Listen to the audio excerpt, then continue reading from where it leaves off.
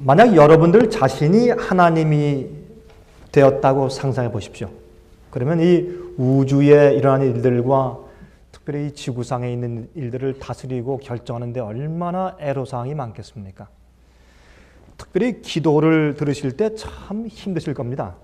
왜냐하면 한쪽에서는 이렇게 원하고 저쪽에서는 이렇게 원하는데, 또 두 나라가 전쟁을 할 때, 또 두 학교가 스포츠 게임을 할 때 누구의 기도를 들어주셔야 하겠습니까? 또 서로 억울한 사람들이 이제 법정에 가서 두 그리스도인들이 전쟁을 하는데 서로 옳다고 주 앞에 하소연할 때 주님께서 누구의 기도를 들어주셔야 합니까? 참 난처한 일이 참 한두 가지가 아닐 것입니다. 여러분, 그래서 우리 인간들에게 있어서 하나님의 마음을 가장 아프게 하는 것들 가운데 하나가 우리 마음속에는 불만과 불평입니다. 원망. 흥미있는 것은요, 우리가 성경을 보면 옛날 이스라엘 백성들이 광야에서 하나님을 그렇게 시험하고 주의 마음을 아프시게 하고 가나안 땅에 들어가게 하지 못한 죄악 가운데 가장 큰 죄악이 그들이 원망하는 것이었다 그랬습니다. 참 이상한 일이죠. 살인도 아니었고 도적질도 아니고 사기친 것도 아니고 다른 것도 아니고 그들이 하나님을 원망했기 때문이었다 그랬습니다. 그 원망은 우리 마음속에 가지고 있는 믿음의 질을 나타내 주는 것이거든요. 어떠한 믿음을 가지고 있는가 하는 것을 보여주는 것이 우리 마음속에 있는 찬양이냐 원망이냐 하는 것입니다. 그래서 성경에 사도 바울이 우리가 범사에 항상 감사해야 할 것을 말씀하신 이유는 그것이 우리 마음 가운데 하나님을 향한 우리의 믿음의 표현이기 때문에 그렇습니다. 우리 먼저 고린도전서 10장 5절에 있는 말씀 먼저 펴서 좀 잠깐 읽고 지나가겠습니다. 고린도전서 10장입니다. 고린도전서 10장 5절 있는 말씀을 먼저 읽겠습니다. 그러나 저희의 다수를 하나님이 기뻐하지 아니하신 거로 저희가 광야에서 멸망을 받았느니라. 10절 보겠습니다. 10절부터 13절까지. 저희 중에 어떤 이들이 원망하다가 멸망시키는 자에게 멸망하였나니 너희는 저희와 같이 원망하지 말라. 저희에게 당한 이런 일이 거울이 되고 또한 말세를 만난 우리의 경계로 기록되었느니라 그랬습니다. 여러분, 거울은 무슨 역할을 합니까? 거울을 보시면 무엇이 보입니까? 우리 자신이 보입니다. 그러므로 성경 말씀을 보면 성경 말씀을 읽으면서 옛날 40년 동안 광야를 도운 이스라엘 백성들의 역사를 볼 때 누가 보입니까? 내가 보이는 겁니다. 내가. 그래서 성경은 거울입니다. 다윗의 이야기를 읽을 때 내가 보이는 겁니다. 바울의 이야기를 읽을 때 내가 보이는 겁니다. 그래서 성경은 거울입니다. 이것은 말세를 만난 우리의 경계로 기록되었다고 말씀했습니다. 여러분 아십니까? 성경에 기록한 모든 말씀들은 성경을 기록했던 그 당시보다 오히려 이 마지막 시대에 살고 있는 그리스도인들을 초점에서 더 많이 기록된 사실 아십니까? 여기 있는 성경은 모든 성경 말씀과 예언들이 전부 이 맨 마지막 시대에 와서 마지막 시대에 초점을 맞춥니다. 그러므로 이 성경 모든 66권의 말씀은 우리를 위해서 더 많이 기록되어진 것입니다. 그 당시 사람들보다. 이 12절. 그런즉 선줄로 생각하는 자는 넘어질까 조심하라. 사람이 감당할 시험 밖에는 너에게 당한 것이 없나니 오직 하나님은 미쁘사. 이것은 신실하시자 그런 뜻이죠. 너희가 감당치 못할 시험 당함을 허락지 아니하시고 시험 당할 즈음에 또한 피할 길을 내사 너희로 능히 감당하게 하시느니라 그랬습니다. 우리 한 절만 좀 다른 성경을 좀 펴서 읽어보십시다. 히브리서입니다. 히브리서 3장. 히브리서 3장을 보시면 똑같이 또 사도 바울이 옛날 고대 이스라엘 백성들의 경험을 설명하시면서 그들이 멸망당한 이유는 그들이 믿음이 없어서 그렇다고 말씀하십니다. 15절부터 보십시다.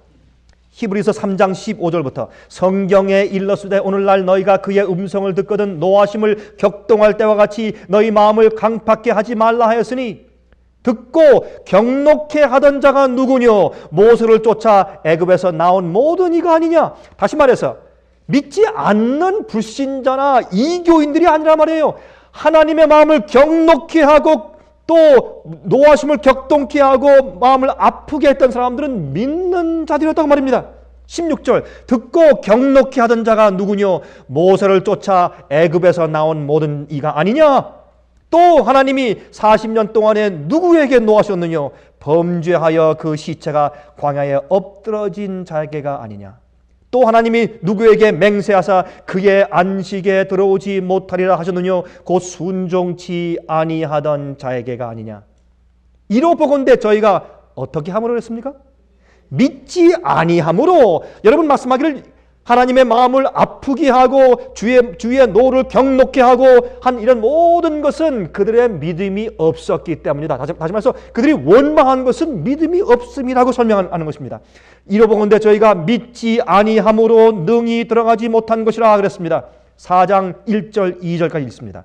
그러므로 우리는 두려워할지니 그의 안식에 들어갈 약속이 남아있을지라도 너희 중에 혹 미치지 못할 자가 있을까 함이라. 저희와 같이 우리도 복음 전함을 받은 자이나, 복음을 전함을 받은 다음에 끝이 아니고, 여러분 초청받은 자는 많지만 택함 받은 자는 적다랬습니다.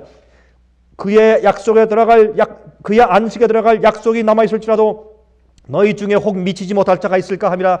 저희와 같이 우리도, 옛날 이스라엘 백성들 뿐만 아니라 우리도 복음 전함을 받은 자이나 그러나 그 들은 바 말씀이 저에게 유익되지 못한 것은 듣는 자가 무엇을?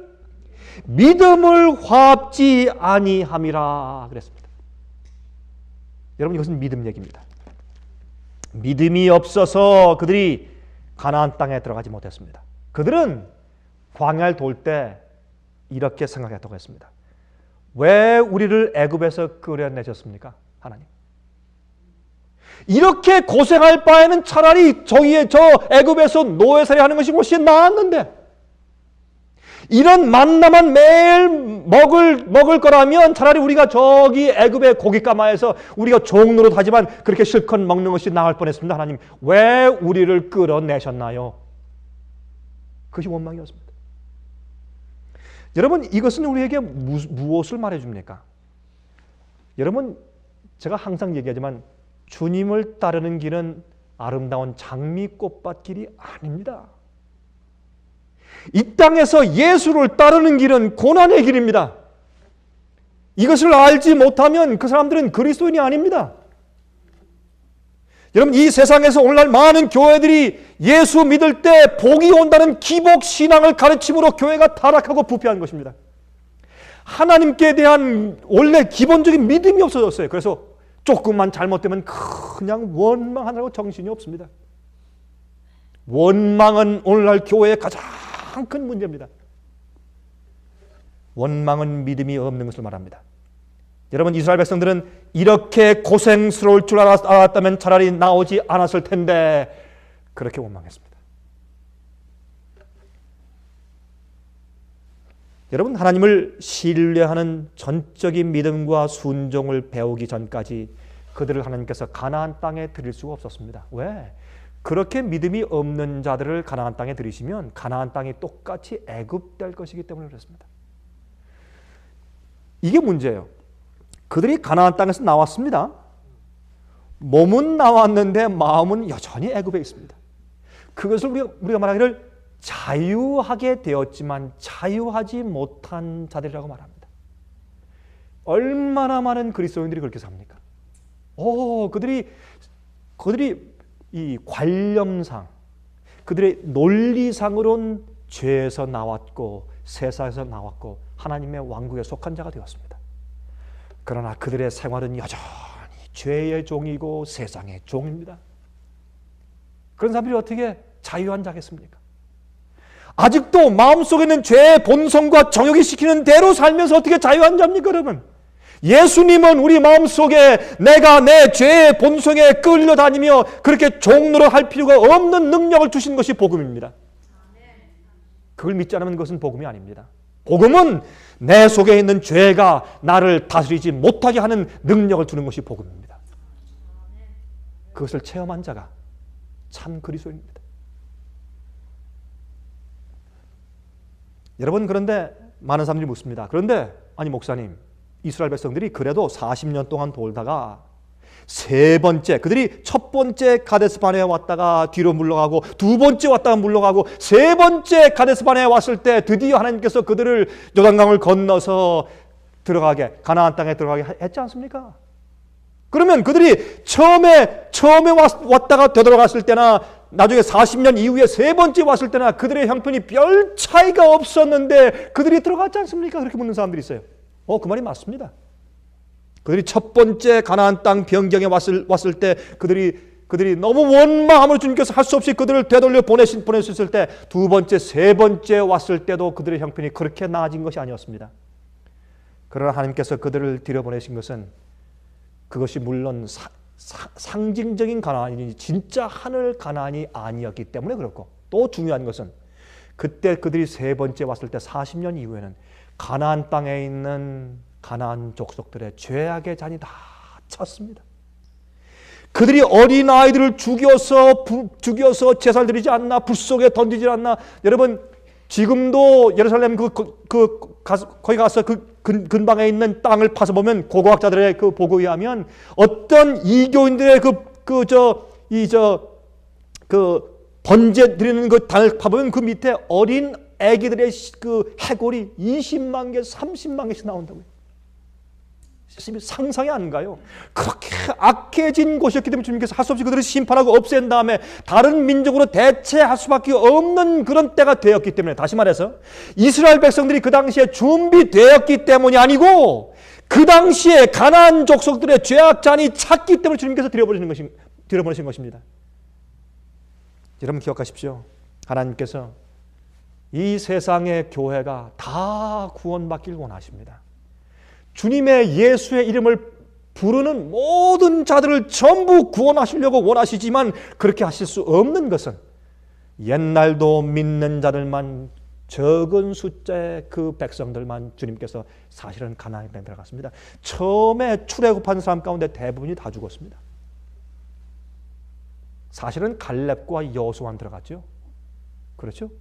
다 죽고 2세대가 들어갔습니다. 마찬가지입니다. 마지막 시대에도 예수님의 이름을 부르는 자들이 다 구원받는 것이 아니라 그 안에 하늘 가나안에 들어갈 만한 성품이 준비된 자들만 들어가는 것입니다.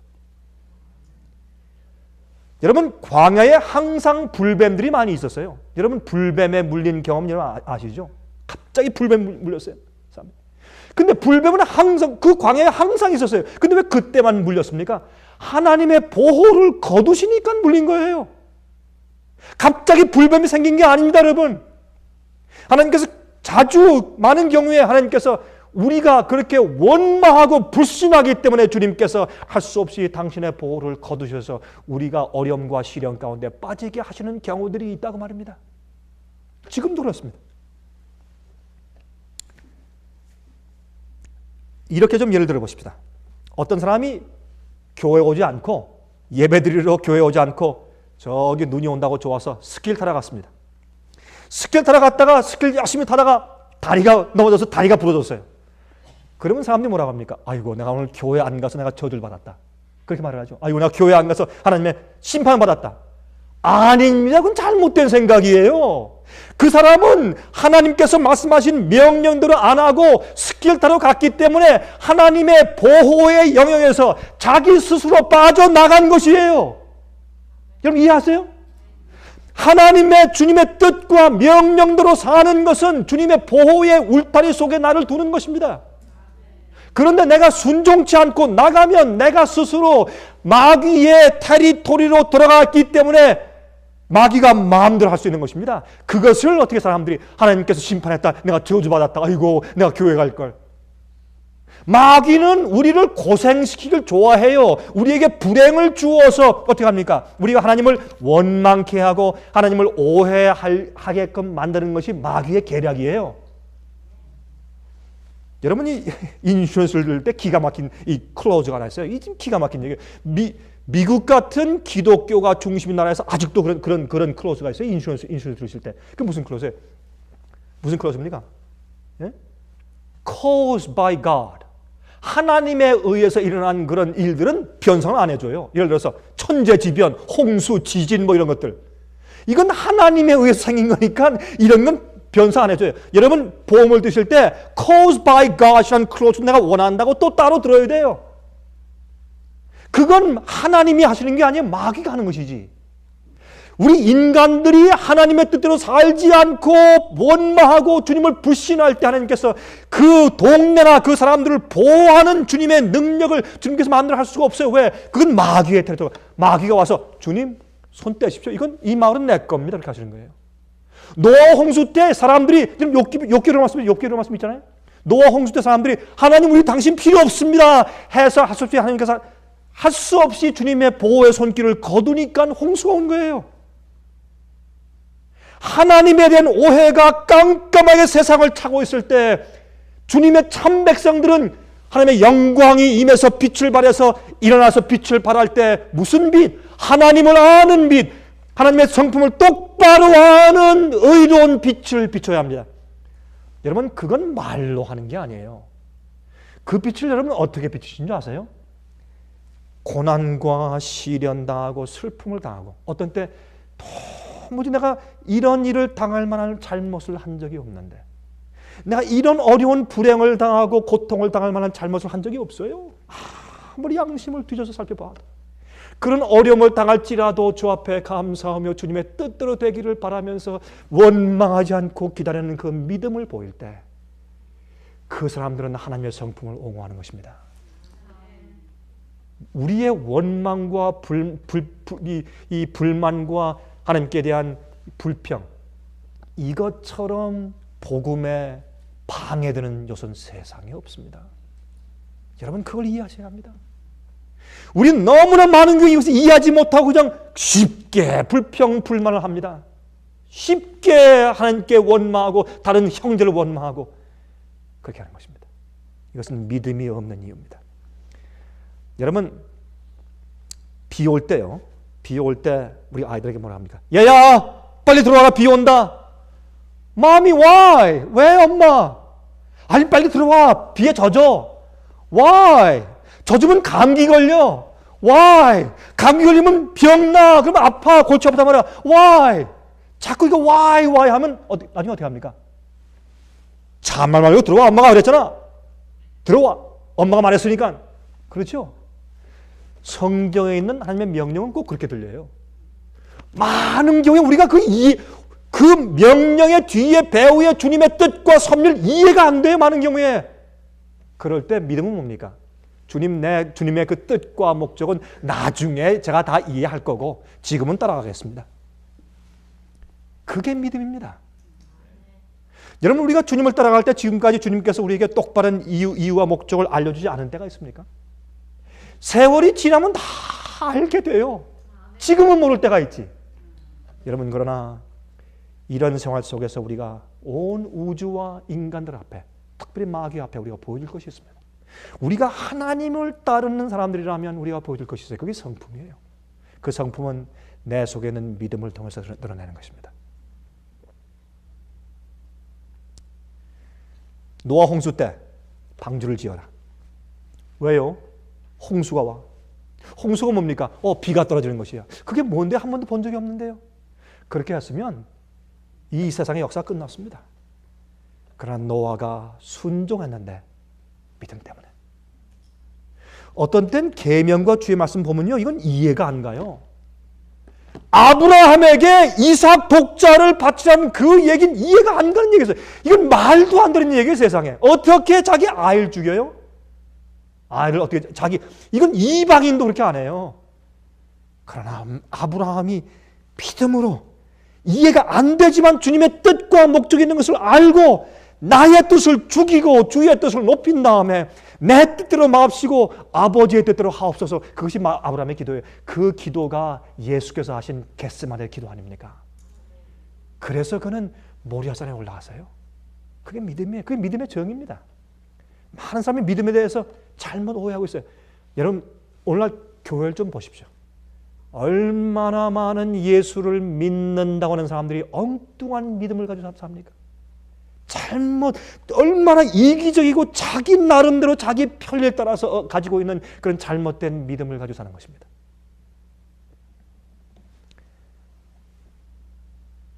짐승들이 쌍쌍이 방주에 들어갈 때 과학자들이 그 당시 어떻게 했을까요? 저것은 아마 짐승들의 이 센스에 이상한 어떤 문제가 생겨가지고 지금 자꾸 다 컨퓨즈한 겁니다. 컨퓨즈해서 자꾸 들어오는 것이지 이상한 일이 아닙니다. 전 돌연변이 현상입니다. 그렇게 별 과학적으로 설명하려고 했었을 것입니다. 그들은 영적으로 하나님의 명령 때문에 생긴 천사들이 가서 하나하나 동물을 골라서 쌍쌍이 방주로 들여오고 있는 놀라운 섭리를 그들이 볼 수 없었습니다. 여러분, 이 세상이 지금 혼란합니다. 그러나 성경과 예언을 보는 사람들은 하나님을 신뢰하는 겁니다. 여러분, 성경 가운데 말이죠, 간음하지 말라. 왜요? 그럼 병난다, 아니면 가정이 파괴된다. 왜요? 자꾸 왜요? 해보십시오. 순종할 수가 없습니다. 순종할 수 없습니다. 탐내지 말라. 왜요? 여러분, 주님의 명령은 왜요가 없습니다. 그래서 많은 사람들은 성경 말씀에 있는 것을 왜요라고 말하기 어려우니까 나중에 어떻게 이 말씀 가운데 어떤 것을 믿을 수 있고 어떤 것을 믿을 수 없다. 여러분, 성경을 만약 전체로 주의 영감된 말씀으로 믿지 않으려면, 여러분 그게 사실이면 여러분 예수님을 구세주로 믿는 것도 가짜입니다.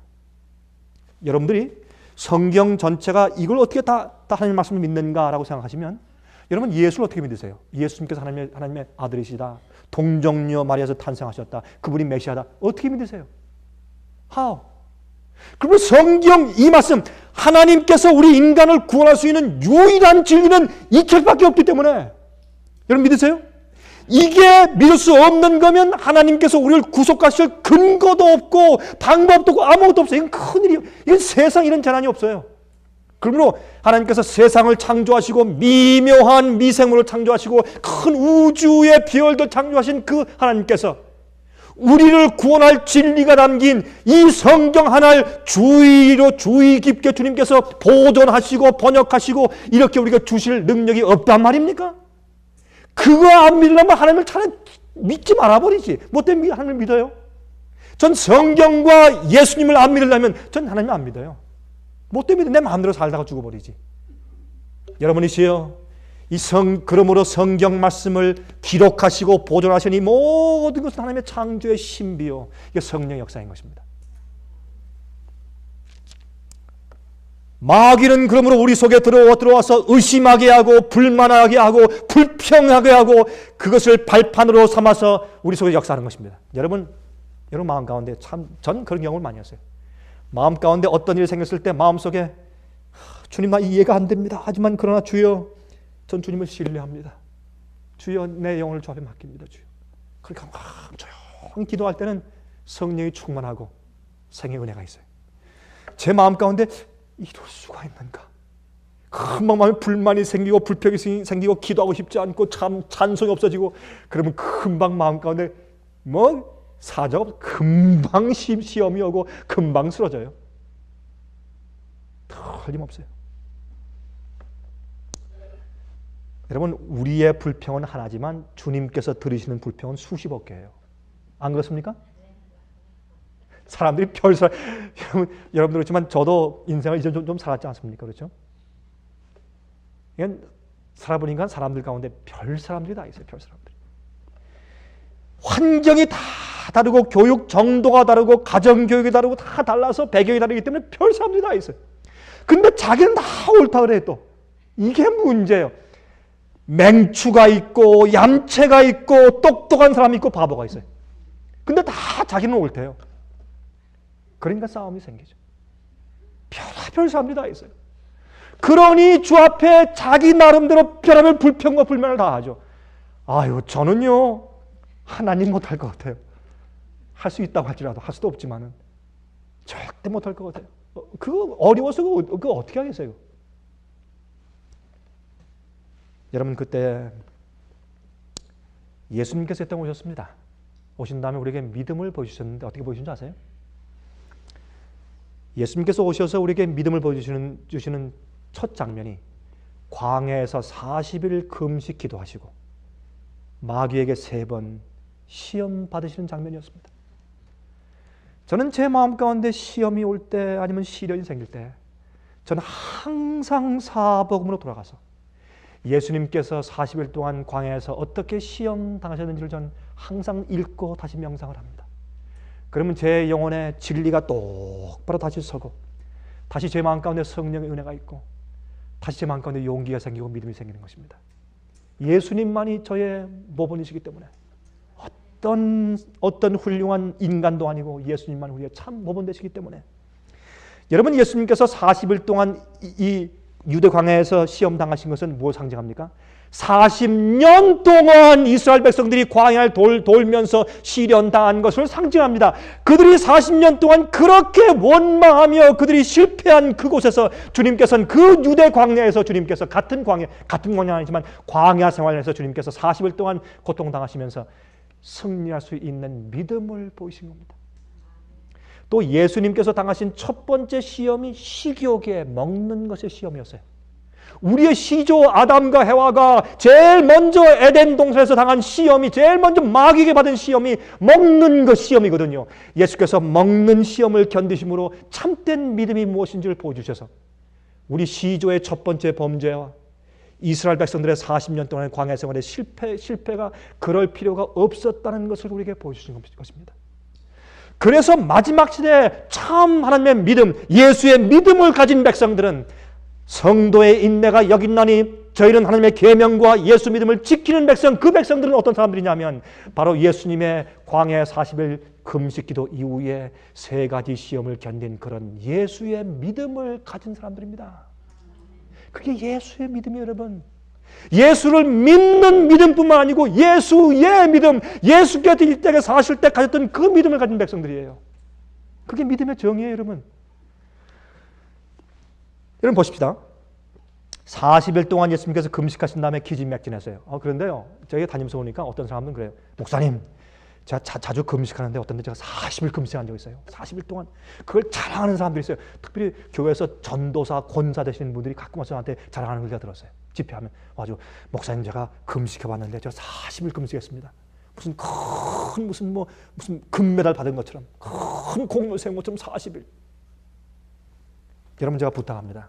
제가 목사로서 여러분 제발 40일 금식하지 마시기 바랍니다.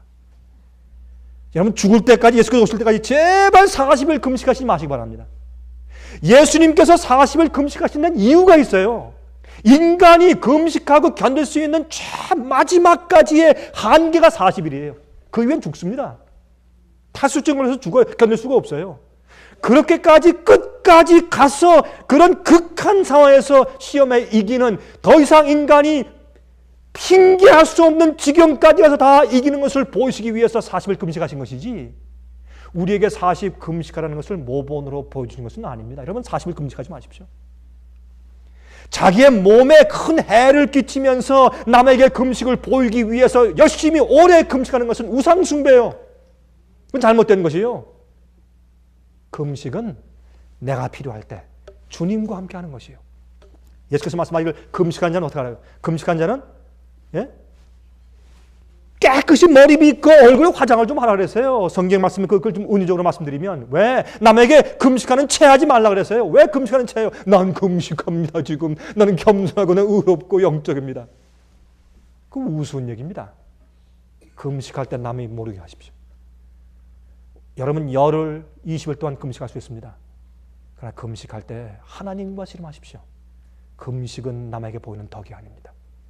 그러나 주님께서 금식하신 것은 이건 우리 인류를 위한 놀라운 경험입니다. 이 금식했을 때 40일 지나니까 예수님께서 기진맥진했습니다. 먹지 못하고 마시지 못하고 완전히 패스아웃, 완전히 돌아가실 지경이 되었습니다. 그렇게 기진맥진했는데 하나님의 음성도 안 들리고 천사도 없고 도움도 없고 누가 지나가면서 물 주는 사람도 없고 떡 하나 주는 사람도 없고 완전히 버림받았습니다. 지금 그게 예수님의 형편이었습니다. 그때 마귀가 왔습니다. 마귀가 올 때 어떻게 왔습니까? 광채나는 천사의 모습을 봤습니다. 마치 하나님 아버지가 보내서 지금 기진맥진한 예수를 마치 도와주러 온 자처럼 나타났습니다. 나타나서 이제 그에게 왔는데 뭐라고 말했습니까? 예수여, 참 이상합니다. 하나님이 당신을 이렇게 버릴 수가 있어? 당신이 진짜 하나님의 아들 같으면 어떻게 이런 모습이 될 수 있어? 이게 말도 안 되네. 이렇게 초췌하게 이렇게 사람들한테 버림받고 아무도 와서 도와주는 사람도 없고, 천사가 와서 물 한 모금도 안 주고, 당신 진짜 하나님의 아들 맞소? 예수의 마음 가운데 하나님 아버지를 불신하게 만들 수 있으면 마귀는 성공하는 것이에요. 예수의 마음에 있는 하나님 아버지에 대한 그 신뢰와 믿음을 지금 흔들어 놓는 것입니다. 그러면서 뭐라 그랬습니까? 여러분, 제가 그 예루살렘에 가보니까, 옛날에 그 예루살렘 그 옆에 있는 그 광야에 가보니까 정말 거기는 돌들이 빵처럼 보여요. 그 라임스톤, 푸석푸석한 빵 있죠? 이런 붉은색 빵. 근데 꼭 그 생긴 모양이 숏빵 같아요. 우리가 잘못 숏빵이라고 그러죠? 긴 거. 그 빵 같아요. 정말 빵처럼 생겼어요. 그러니까 뭐랬습니까? 만약 당신이 하나님의 아들이고 정말 당신이 그 능력 있는 정말 여호와 하나님이라면, 그럼 당신이 저 돌을 만들어서 한다면 한번 먹어보시오. 그러면 되지 않소? 아니, 어떻게 당신이 정말 메시아 맞소? 그렇게 한 겁니다. 근데 참 이상해요. 이때요, 왜 예수님께서 그것을 떡으로 만들어 잡수지 않았습니까? 그게 죄입니까? 아닙니다. 아니, 하나님이 배고프셔서 떡을, 아니 여러분, 어차피 모든 것이 다 흙 아니에요? 예? 음식이 다 흙에서 나온 거 아니에요? 빵도 흙에서 나온 거 아니에요? 밥도 흙에서 나온 거 아니에요? 그러니 흙을 주님께서 잠깐 변해가지고 떡을 만들어 잡수시는 거, 그게 무슨 죄예요? 잘못 아니에요? 그건 아주 합리적인 것입니다. 여러분, 사람들이 그래요. 그 옛날에 예수께서 물 위에 걸으셨다. 그게 어떻게 가능한가? 또 베드로가 물 위에 걸었다. 왜 가능한가? 지금도 가능해요. 여러분, 곤충 가운데서 오줌 싸개는 지금도 물 위에 항상 걷습니다. 그 조그만 미물도. 그거 어려운 거 아니에요? 그렇죠? 또 예수님께서 물로 포도즙을 만드셨다. 그거 뭐 하나의 전설이겠죠. 어떻게 그럴 수가 있는가? 지금 계속 하시잖아요, 그 기적을. 여러분, 포도원 가보세요. 포도원에 지금 뭐합니까? 포도 줄기가 땅에서 물 계속 빨아들여가지고 그 물을 올려가지고 그걸 뭘 만들고 있어요, 지금? 포도즙 만들고 있죠. 시간이 조금 더 걸리는 것 뿐이지. 주님께서 그때 가나의 혼인잔치에서는 그 시간이 한 몇 달 걸리는 것 갖다가 한 1조 동안에 잠깐 하신 것 뿐이에요. 그거 뭐 어려운 거 아니에요, 하나님께. 그러니까 하나님께서 그 돌덩이를 떡을 만들어 잡수셨다. 그게 무슨 문제가 돼요? 그런데 성경은 그렇게 안 했다고 했어요. 왜? 그렇게 하는 것은 마귀의 의심케 하는 그 말에 동조하는 것이요. 그래서 안 했어요, 예수님께서. 또 두 번째, 내가 여기서 굶어 죽어도 내 아버지께서 내게 빵과 먹을 것과 마실 것을 갖다 주어서 나를 살게 하시는 일을 베푸시기 전까지, 다시 말해서 내 아버지께서 내게 뭘 하라고 명령하시기 전까지 나는 아무것도 안 한다, 그 말입니다. 이게 믿음이에요. 여러분, 제가 말 잘못했습니까? 이게 믿음입니다. 오늘날 교회의 통속적인 믿음과 대조해 보십시오. 얼마나 다른가? 잘못된 믿음이에요. 엉터리 믿음이에요. 하늘에 구원받을 믿음이 아닙니다. 여러분, 우리가 주님의 뜻대로, 여러분, 성경에 보면 성령에 이끌려서 광야로 가셨다고 그랬어요. 광야로 가서 40일 동안 금식하는 것은 성령께서 예수를 인도하신 것이에요. 기억해서 우리 온 우주와 인류에게, 천사에게 보이시기 위해서. 이 중요한 시점에 예수님은 아버지께서 내게 먹으라 할 때까지 난 안 먹는단 말입니다. 그것이 믿음이에요. 옛날 그 예수님을 시험했던 똑같은 마귀가 얼마나 교회에 들어와서 난장판을 만들고 있는지 몰라요. 기적을 행한 초자연적인 기적은요, 인간 마음의 깊은 인상은 남길 수 있지만 그 사람의 마음을 변화시킬 수는 없습니다.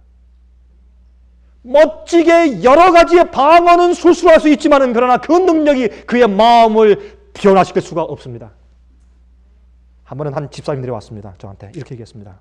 집회 가니까, 목사님, 이 문제를 어떻게 해결하면 좋겠습니까? 우리 교회 방언을 잘 자라는 두 여자 집사가 있습니다. 우리 교회. 방언을 유창하게 잘합니다. 근데 그 두 사람이 교회에서 가장 말썽입니다. 이걸 어떻게 이해해야 되겠습니까? 여러분이시여, 성경은 말하기를 기적은 인간 마음속에 깊은 인상을 남길 수 있지만 변화를 시키지 못합니다. 그것은 가짜 방언입니다. 하나님께로 오는 방언이 아닙니다.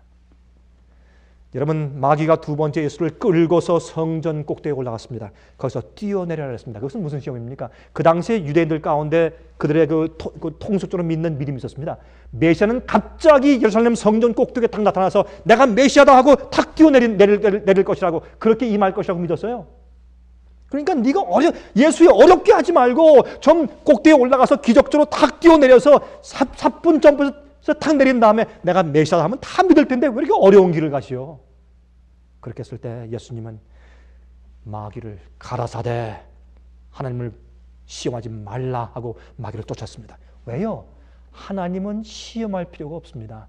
나를 보호하시나 안 하시나 시험할 필요가 없어요. 시험하는 그 자체가 우리 마음속에는 불신을 나타내는 것이기 때문에.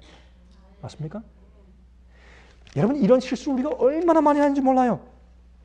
예수님은 침례 시에 침례 받으실 때 하나님 아버지께서 하늘 위에 음성이 있었죠. 이는 내 사랑하는 아들이요 내 기뻐하는 자라. 또 성령께서 비둘기로 내려오셨고 침례 받을 때 충분한 증거를 받았어요. 그 이후에 의심할 필요가 없어요.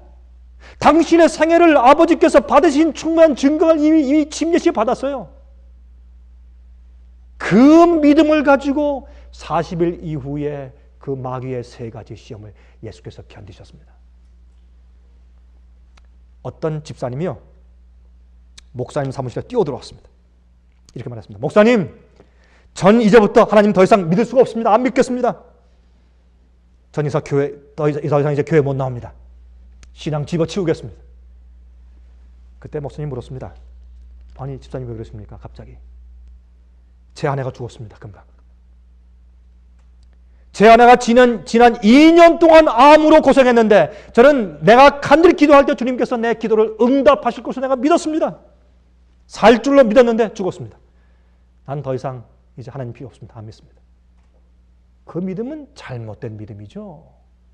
하나님을 믿는 것이 아니라 자기의 감정을 믿는 것입니다. 그건 잘못된 믿음입니다. 얼마나 많은 사람이 그래서 낙심하는지 모릅니다. 왜 성경은 고난의 예수를 보여주고 있습니까?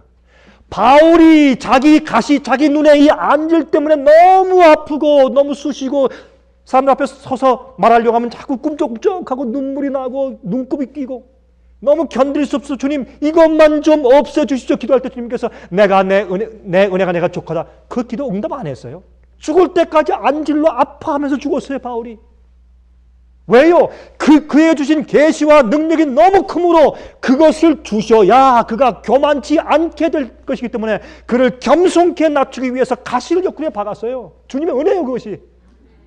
이 땅에 우리가 경험하는 죄와 죄의 결과의 고통들과 시련들은 주님께서 우리를 항상 무릎 꿇게 하시는 주님의 은혜인 것을 기억하시기 바랍니다.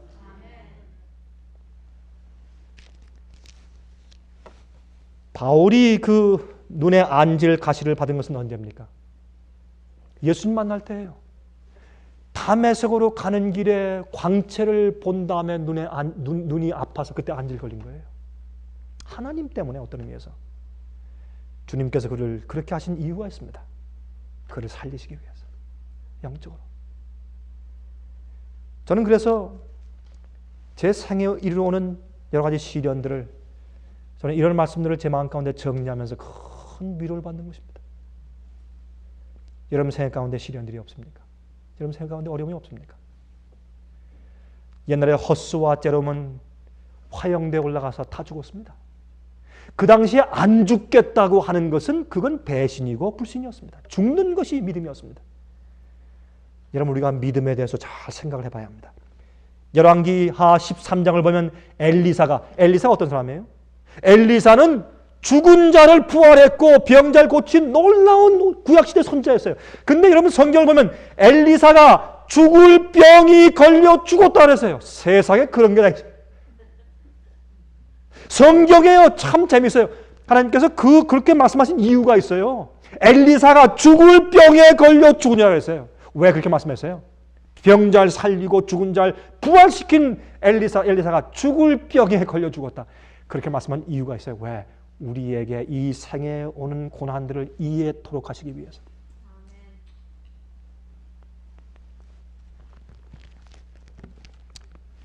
어느 부부가요, 이사 가기로 결정을 해서 이제 그 땅에 가보니까 그 땅에 물이 없습니다. 그래서 이제 가서 기도했어요. 하나님이시여, 이 땅에 물을 좀 주십시오. 물을 주시면 주님께서 이 땅으로 이사 오라는 것을 내가 믿겠습니다.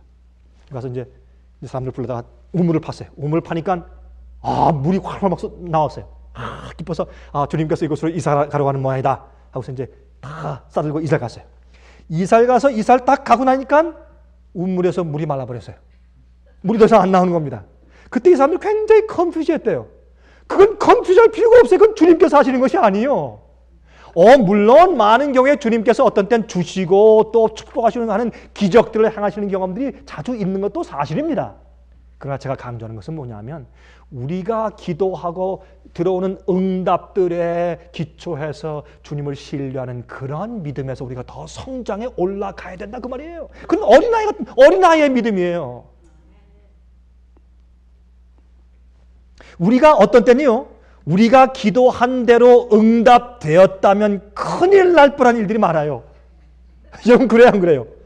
예? 전 과거에 말이죠. 한번 제가 어떤 사람이 부탁을 하길래 그 사람 위해서 그 사업 위해서 열심히 기도해 줬는데 나중에 보니까 그 사업 성공했다면 큰일 날 뻔했어요. 큰일 날 뻔했어요.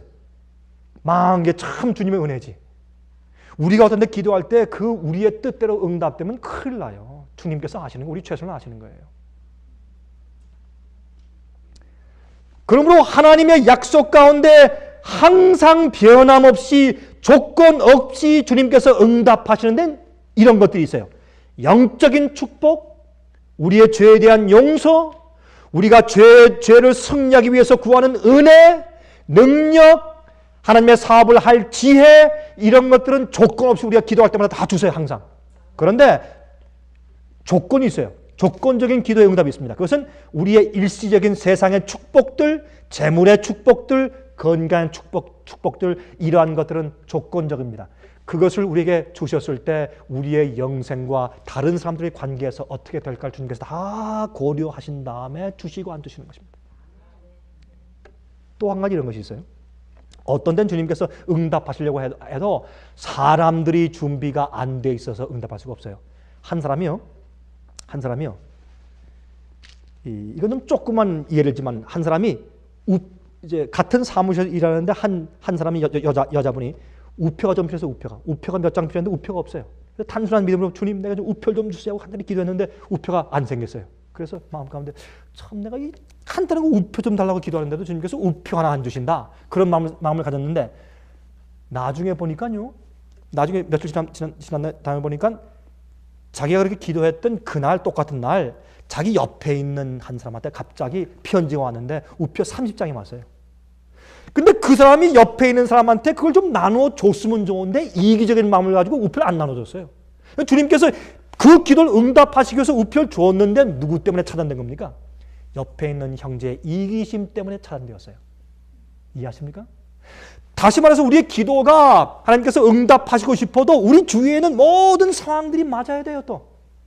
그러므로 우리가 기도할 때 항상 이렇게 됩니다. 주님이시여 하나님의 뜻대로 이루어지길 바랍니다. 그게 믿음입니다. 여러분 헬라말로요. 헬라어로 믿는다 하는 것은 헬라말로 피스티오인데 피스티오라고 하는 그 말의 근원이 뭐냐면 믿음이 아니고 신뢰입니다. 신뢰한다. 그런 뜻이에요. 믿음은 하나님이 내게 어떻게 하든지 불문하고 신뢰하는 겁니다. 이게 믿음이에요. 기도하면 다 주신다. 성경에 이렇게 말씀되어 있죠. 그거 다 주신다. 그게 뭔지 아세요? 우리가 영혼을 위해서, 죄의 용서를 위해서, 죄의 승리 위해서 이런 영적인 축복을 말하는 것이에요. 여러분 요한복음 14장 15장 읽어보세요. 그 말씀하신 장면 읽어보세요. 그게 영적인 축복을 말하는 것이에요. 여러분들이 원하는 거 다 달라고 하면 어떤 사람들이 아들 주십시오. 어떤 집은 아들을 안 주세요. 예? 여러분, 그래서 우리의 기도와 내 뜻대로 주님께서 다 하신다. 이것은 언어도 아니에요. 우리가 하나님이 아니기 때문에. 그래서 어떤 의미에서 우리 기도가 응답되지 아니할 때 우리의 믿음이 측정되는 것입니다.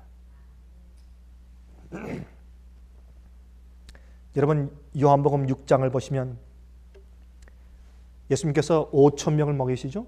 그렇죠? 물고기 몇 마리? 2마리, 떡 5개. 그래서 5병2여 그러죠? 그걸 기적도 다 먹이십니다. 먹이니까 사람들이 이 예수를 임금 삼으면 이제 됐다. We got it made. 영어로. 이제 됐다 이제. 이분이 우리 왕 되면 전쟁 나가면 부상자 다 고칠 것이고 죽는 더 이상 병원 죽는 군대 다 일으킬 것이고 뭐 양식까지 할 필요 없죠. 요만한 떡 하나면 다 먹일 것이고 왕 삼자고 난리가 났어요. 예수님께서 그들 마음 가운데 있는 동기를 아시고 전부 가라고 내쫓았어요. 오늘날 대형 교회와 얼마나 대조적입니까? 그렇죠? 우리가 성경적으로 이해할 것입니다. 예수님은 그 인기 절정에서 다 가라고 내쫓고 예수님이 가만히 보니까 남아있는 것은 12 제자밖에 없습니다. 그때 예수께서 그랬지 않습니까? 너희도 가겠느냐? 너무 예수께서 외로우셔서 너희도 가려느냐? 그런데 그때 이제 제자들이 예수님께 물었습니다. 주님, 그럼 우리가 그 형편을 본 다음에 이거 주님을 따르고 주님을 일한다고 하는 것은 도대체 뭘 그런 말하는 것인가? 우리가 막 사람들을 이렇게 동요시켜서 주님을 왕 세우는 거 이거 아닌가? 이게 메시아 왕국 세우는 것이 아닌가? 근데 예수께서 사람들을 쫓는 것을 보고 그들이 의아했습니다. 이제 물었습니다. 주님, 그러면 하나님의 일을 하는 것이 무엇입니까? 무엇을 하는 것이 하나님의 일을 하는 것입니까? 그때 요한복음 6장 28절과 29절을 말씀하기를 하나님께서 보내신 자를 믿는 것이 하나님 일을 하는 것이다 그랬습니다. 하나님께서 보내신 예수, 주께서 보내신 자를 믿는 것이 하나님 일을 하는 것이다. 그게 믿음이에요. 믿음입니다. 그런데 보세요. 신뢰. 믿음은 신뢰입니다. 근데 신뢰를 얻기 위해서는 반드시 한 가지 선제해야 될 것이 있어요. 그것은 뭐냐면 사귀는 겁니다. 사귀는 거. 서로 사귀어서 서로를 알지 못하면 그 사람이 나를 어떻게 취급하는가 하는 것을 경험적으로 알고 그 경험을 쌓아가지 않으면 신뢰할 수가 없습니다. 맞습니까? 우리가 부모를 신뢰하는 이유가 있어요. 죽어도 신뢰할 수 있어요. 왜? 자기의 생명을 바치기까지 부모는 자식을 사랑하는 것을 우리가 아니까. 경험적으로 아니까. 그래서 우리가 사실은 믿음은 선물이라고 해서 성경은 믿음은 선물이라고. 왜 선물이에요?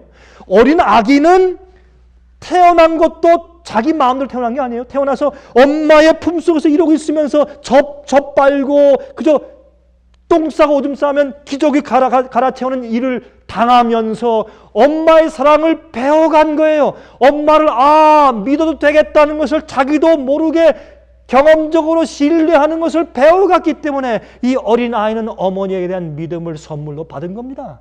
자기 것이 아니에요, 그 믿음은. 그래서 믿음은 하나님의 선물이라고 성경은 말하는 것입니다. 그런 각도에서 우리가 하나님과 매일 사귀어야 마지막 환난이 올 때 통과할 수 있는 믿음이 있는 겁니다. 제가 지난 시간에 큰 환난을 통과해야 하는 이유를 제가 설명드렸습니다. 마지막 시대 교회는 환난을 통과해서 구원받을 겁니다. 환난 때 하나님께서 마귀에게 전적으로 마음대로 해보라고 하는 그런 권한을 한번 잠깐 동안 줄 것입니다. 그때 마지막 교회는 그 환난 통과하면서 엄청난 정신적인 고뇌와 고통을 당할 것입니다. 그때 욥에게 주님께서 말씀하신 것처럼 마귀에게 말씀하신 것처럼 욥에게 하신 것처럼 이 백성들의 내 백성들의 생명은 건드리지 말아라. 그러나 내가 할 수 있는 것을 다 해보라고 권한을 줄 것입니다. 그때 마지막 백성들이 참된 믿음을 한번 보일 겁니다. 우주 앞에.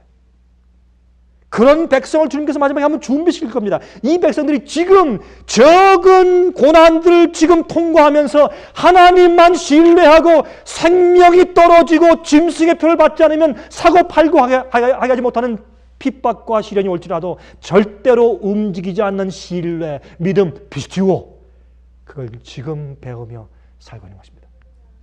오늘날 세상에선 기복신앙과 축복받기 위해서 드리고, 복받기 위해서 성경을 읽고, 복받기 위해서 이거하고 저거하고, 복받기 위해서 전도하고, 복받기 위해서 하늘 가기 위해서 하고, 지옥 안 가기 위해서 하는 그런 이기적인 동기의 믿음을 가질 때 주님께서 말씀하기를, 마지막 교회는 예수의 믿음을 가지고 있다고 성경은 강조하는 겁니다. 제가 한 가지 얘기만 하고 마치겠습니다. 한 번은 이 생물학 학자가 꽃을 연구하기 위해서 저기 히말라야산 산등성에 좀 배회하고 있었습니다. 그곳의 고원지대에서만 나는 아주 희귀한 꽃이 있었어요. 그래서 그 꽃을 좀 구하기 위해서 좀 배회하다가 그 꽃을 만났습니다. 만났는데 그 꽃을 딸 수가 없어요. 아주 절벽 저 밑에 있기 때문에 내려갈 수가 없습니다. 근데 보니까 그 옆에 저쪽에 양을 좀 치고 있는, 염소를 치고 있는 한 목동이 있었습니다. 그래서 염소 치는 목동을 오라 그랬습니다. 오라고. 내가 돈을 많이 줄 테니까 내가 자네의 이 허리에 밧줄을 묶고 자네가 내려가면 내 위에서 붙잡고 있을 테니까 내려가서 그 꽃을 꺾어가지고 오라. 그럼 내가 돈을 다 주겠다. 이렇게. 그러니까 그렇습니까? 돈을 많이 준다고 하니까 이렇게 보니까 저기 꽃이 있어요. 그럼 내가 하겠습니다. 그런데 잠깐만 기다리십시오. 내가 꺾어다 드리겠습니다. 근데 없어졌어요. 한참 있으니까 저 아래서 누굴 데리고 오는데 다 허리가 꼬부라진 할아버지 한 분을 데리고 와요. 할아버지 한 분. 다 허리가 꼬부라진 할아버지 한 분을 데리고 이렇게 오더니 이 목동이 자기 허리에 밧줄을 묶고 그 끝을 이 힘센 젊은 학자한테 주는 것이 아니라 그 허리가 꼬부라진 다 늙은 노인한테 주는 겁니다. 그 노인이 그걸 붙잡고 있는 거예요. 그러니까 이 학자가 이 젊은 사람이 화가 났습니다. 아니 여보게, 내 힘이 있어도 내가 세야지. 아니 그걸 어떻게 이 할아버지한테 주는가? 이럴 수가 있는가 그랬더니 그 목동이 하는 얘기가 이분이 제 아버지입니다. 그렇게 말했습니다. 이분이 제 아버지입니다. 자기가 어떤 일이 있고 자기의 뼈가 부러지고 이 손이 비틀어져 아플지라도 절대로 놓지 않을 사랑을 가지고 있는 아버지를 안 소녀는 그 밧줄의 끝을 아버지의 손에 맡기고 내려간 겁니다. 이 신뢰를 지금 여러분과 제가 배우지 않으면 마지막 환난 때 어떻게 배우겠습니까? 참된 믿음을 갖게 되시기를 간절히 바랍니다. 하늘에 계신 우리 아버지, 주님의 은혜로 우리 마음속에 하나님을 향한 올바른 신뢰를 키워나가게 도와주시기를 간절히 기도합니다.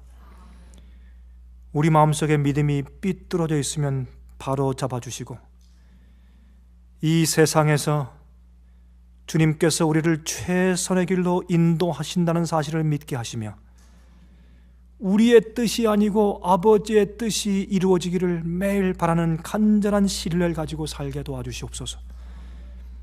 이제 속히 어려운 때가 이르러 올 것을 믿습니다. 주여 저희를 도와주시소. 어린아이가 어머님 품속에서 전쟁터 속에서도 잠들 수 있는 그런 평안을 배우게 축복해 주시옵소서. 예수 그리스도의 거룩하신 이름을 의지해서 간절히 기도합니다. 아멘.